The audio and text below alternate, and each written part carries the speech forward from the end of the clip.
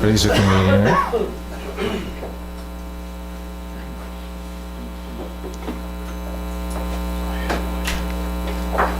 Why is mine not coming on? I've got a red light.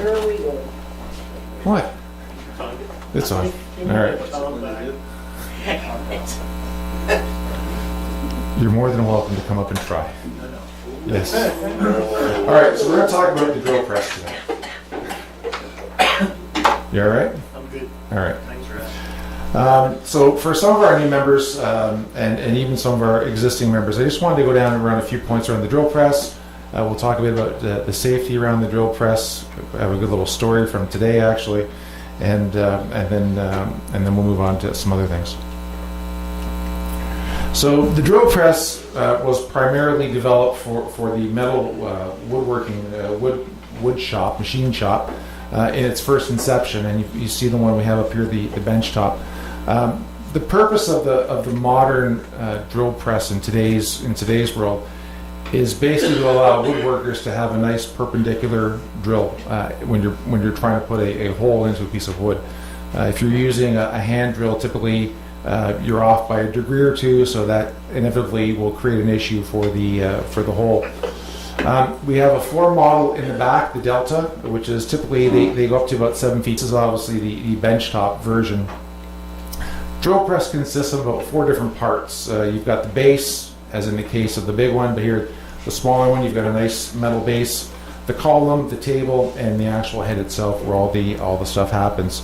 The base is typically the heaviest piece to stop the drill press from falling over. Obviously, when you're turning when you're drilling a piece of wood, so that's what you'll find.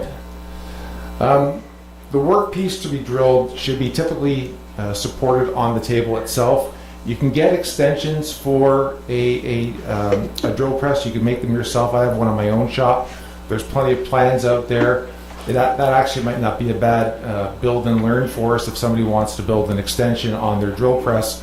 It's a good little project. The table is adjusted typically up and down.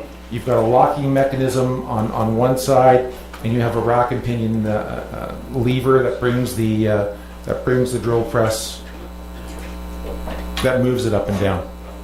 Pretty straightforward stuff. The table can be tilted depending on which drill press you have, so you can tilt it from side to side or front to back depending on the adjustment levels, and those are found typically on the underside.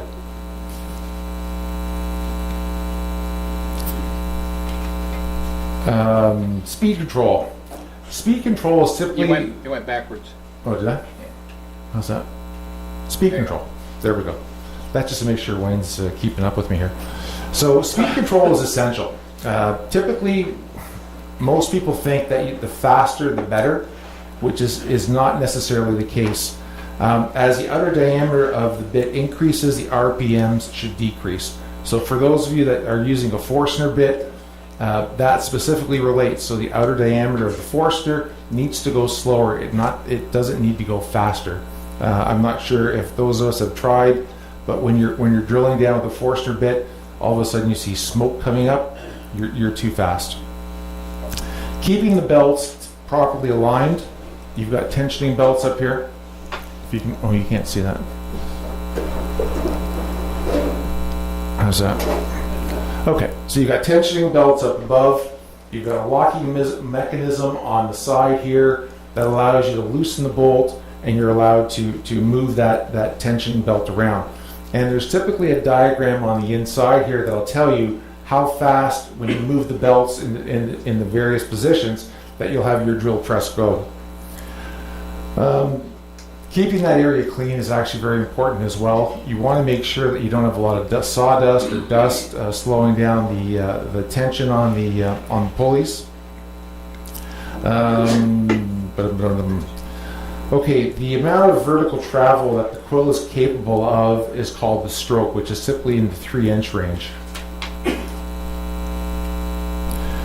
The quality of the quill, which is this area here, it can be measured by the runout. I'm not sure if anyone's familiar with runout. I think most of us are familiar with it. But in order to measure runout, you will typically use a device where you've got either a bit or a straight metal piece here, and you'll run your gauge against that. And if you have a wobble in the actual piece here, then you know you've got a run out on your chuck here as well. So you want to make sure that you don't have those deficiencies that are running in your drill press. The less the exact fit allows the bit to move horizontally, which is the point I was making earlier. So you're going to have it wobble a bit, which means your hole will not be perfectly centered. So you're going to have a sort of an oblong hole, or it won't fit for what you're trying to do. Depth stop is typically on the side here. There's a couple of different variations. I'm not sure what the big one is. I think the big one has a lever on the side, which allows you to measure down your stop so that you're not going all the way through your piece of wood. So you can take a look at that. More substantial stops, which is the one that we have on the back, allows you to hold the piece effectively. When the nut on the rod hits the limit stop, the downward travel is basically stopped. If the mechanism is not significantly robust or in the lower stop, even the slightest flexibility can cause an overshoot in the depth. So if you're looking to do a certain depth on a project, you don't want to go too far. Swing is the maximum diameter distance that you can drill the center. Basically, the distance from the outer center of the chuck to the closest edge of the column, the throat distance times 2. And I've kind of gone through some of the key parts. So, as I said, your belts are up here. You've got the motor in the back. Your tensioning is on the side. Let me see if I can run over there. So you've got your tensioning on this side here. So here's your lever to adjust. Swing it around a little more, Rob. Okay. Great. Yep. So basically, you're just going to loosen this. You're going to loosen up here, and now your belt allows you to move that forward, and then you'll just adjust accordingly, and you can just see how that's done. And then your belt, your speed dimensions all measured in here. On this particular model, this Delta, your stop is right here, and this is the difference between the two different kinds of stops that we have. So this will measure off. You've got measurement readings along here that'll tell you how far. Tighten this up, and then that'll stop it when you turn it down. Rack and pinion is here, up and down. Your tilts are here, and that's pretty much it for a drill press. There's not a whole lot to it, but it's just meant to make sure you do straight holes, basically.